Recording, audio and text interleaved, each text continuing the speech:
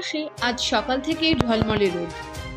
গতকালের মতোই আর্দ্রতাজনিত অস্বস্তি বজায় থাকবে সারাদিন, তবে বিকেলের দিকে বৃষ্টির সম্ভাবনা রয়েছে। আজ কলকাতা সহ গোটা দক্ষিণবঙ্গে এমনই পরিস্থিতি থাকবে। বেলা বাড়ার সাথে সাথে কোনো কোনো জেলায় বিক্ষিপ্ত বৃষ্টি হতে পারে, তবে উত্তরবঙ্গে বৃষ্টি চলবে।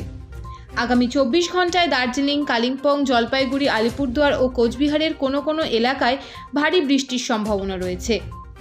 বাকি 3 জেলা যেমন উত্তর ও দক্ষিণ দিনাজপুর এবং মালদায় মাঝারি বৃষ্টিপাতের সম্ভাবনা রয়েছে।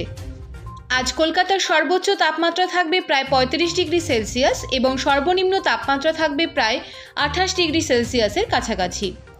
বাতাসে আর্দ্রতার পরিমাণ থাকবে প্রায় 92%। অন্যদিকে দিল্লিতে আজ মেঘলা পরিবেশ থাকবে এবং হালকা বৃষ্টিপাতও হতে পারে। এদিকে অতিবৃষ্টির কারণে বেঙ্গালুরুতে স্কুল বন্ধ রাখার সিদ্ধান্ত নেওয়া হয়েছে।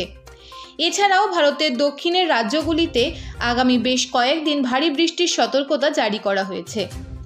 এছাড়া বিহার, সিকিম, উত্তর পূর্বের রাজ্যগুলিতেও আগামী কয়েকদিন ভারী বৃষ্টি চলবে বলে মনে করা হচ্ছে।